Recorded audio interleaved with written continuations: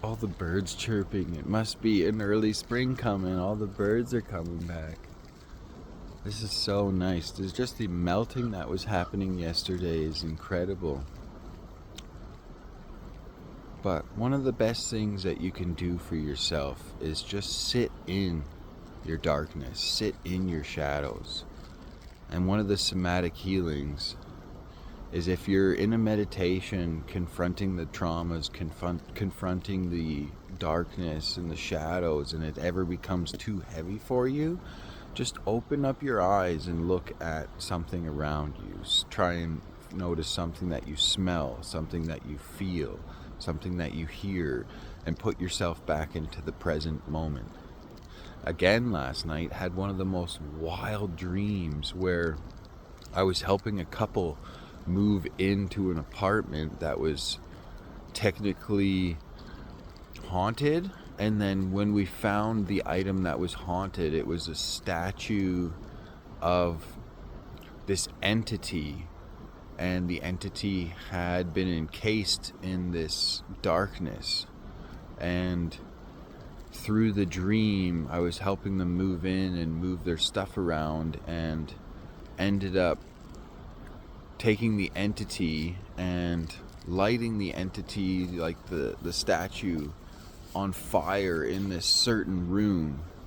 And because I kept walking by it, and it had kept moving and facing the doorway, looking at me, and it spoke to me, telling me, like, you're meant to light me on fire. And when I lit it on fire and helped them move in a few things, and they were showing me some hidden parts of the building that they hadn't seen yet, that the room that I lit that statue in, all of a sudden when I walked by it, there was a living monk sitting on the bed.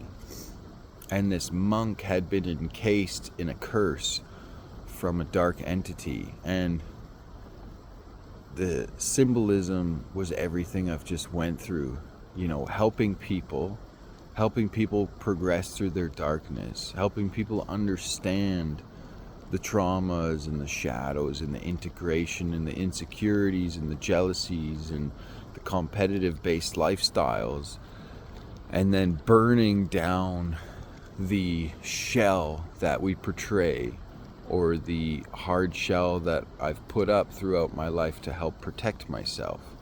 And once you burn through the darkness, all of a sudden there's this glowing monk within yourself, and of eternal light and passion and kindness and tranquility and understanding. And then the monk went to help everybody and help the whole situation and help the whole moment and help the couple, and it was so cool. And then at one part I got into a vehicle with this couple because they were doing great and wanted to take us on this journey in this vehicle, and we're driving really unsafe and really crazily. And then at one point I was gifted a Koenigsegg, one of the most expensive cars in the entire world, and I was taking it around, driving it all over the place, and I was taking it off tabletops and jumping it over these giant tabletop jumps, and it was one of the coolest dreams I've ever experienced. And at one point I was driving, a couple 100 kilometers an hour, taking this car off these jumps, and it's the jump of faith, the leap of faith, the experience of connecting to your inner monk and going through the shadows, healing the darkness, burning down the exterior hard-shelled world to get to the internal enlightenment. And the symbolism from the dream the night before, where I was in an underworld killing hundreds of demons, and the friends that I had around me on my team were trying to kill me, to last night burning down the shell and finding the internal monk, and then progressing and blasting off into the universe with one of the most expensive, fastest vehicles on the planet, was such a cool dream to wake up from and to experience. And listening to the birds and sitting beside a waterfall right now, and just understanding how lovely life is and how grateful I am to exist on this planet. And just this planet, I mean, throughout the universe, there's not many planets that have what we have: trees, air, water life, air life, oxygen. There's so many species out there that are living in apparatuses and underground structures, and they don't get to experience anything like what we do here. And to have all these minerals, and it's funny, you think about it, when we were evolutionized to come and mine for the Anunnaki, and we're here as these enslaved beings helping them mine these metals. Does nobody ever think about how weird it is that all of a sudden everyone in the world's addicted to gold and diamonds and silver and precious metals? None of that stuff does anything for our survival. None of that does anything for eating food or drinking water or existing or taking care of your body. They're all just things that we've used to trade with, but they also have elements to space, and they have elements to being able to travel through the universe, and they have elements to, creation and things like that. But really, it's so funny that the world is so addicted to these few things. But if the system, yes, you could use them to buy and sell things, but truly, can you eat gold? I mean, well, the rich people are eating gold for fun, but can you eat a diamond and it makes you healthy? Can you eat gold or silver and it's going to heal a disease? Can you? No.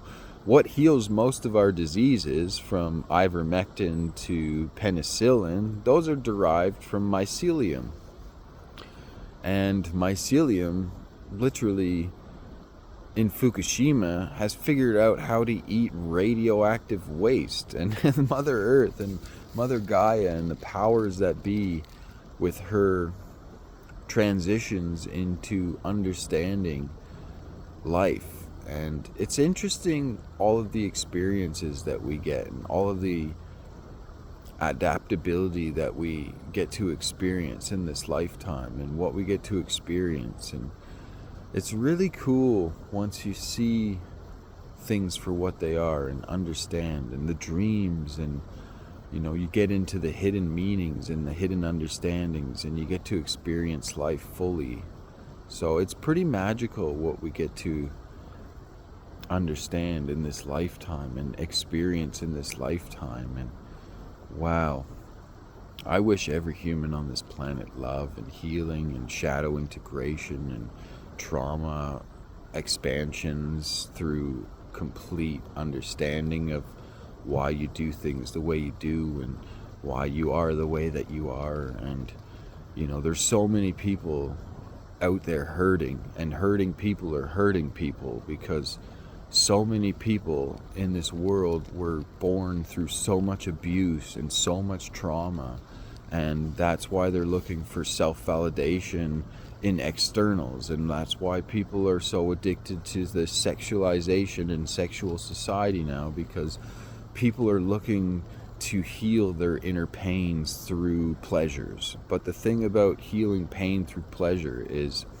in the sacred aspects of sex being a sacred energy exchange, and what it means is it's a soul collision, and two souls that make love once, they pass all their unseen frequencies to each other. So they could be traumatized, they could be insecure, they could be jealous, they could be suicidal, they could be angry, they could be full of hatred, and they fake who they are. They have a nice six-pack, whatever, they have a nice dressed up sexualized body, and then they're passing all of these frequencies to each other through the most sacred thing in the world. I'm 4 years without sex, 4 years without friends, 4 years without letting anyone near my life, because I confronted my parents, I confronted all of the crutches that I had, I confronted all of the, drugs and alcohol and partying and everything to go through my darkness. And I'm excited to have a sacred union and a family someday. And being a sapiosexual and omnivert, I love spending more of my time by myself healing, and I also am attracted to souls and morals and values, and anyone that tries to get you to look at them sexually instantly is unattractive, because if they're doing that to you, then they're doing that to any person that they find attractive. So then you turn your back and their legs are spread or they're bent over, and you could never in your life trust anyone on the planet like that. And you see all these people in relationships and their partners are dressed provocatively trying to get checked out while they're beside their partner. I don't know how people are in relationships like that. I don't understand how people could respect people like that or trust people like that. And you can see how insecure people are in their relationships, but they're also in a relationship that's not real. Most are settled for sexual attention or attraction, and the divorce rates are getting up into the 80s now. Open relationships are failed at 93%. So when you do the math on those types of things and you understand how many people are just settled, the soulmate that's meant to come to you will come to you when it's meant to come to you. And you can't force love, you can't force a soulmate, you can't force a real connection. So truly understand that all you need to do is love yourself, and the people that are meant to love you will always find you. It's not a journey of looking, it's a journey of what's meant to be will always be. I wish you the most love and the most beautiful day of your entire life. Namaste. Woo!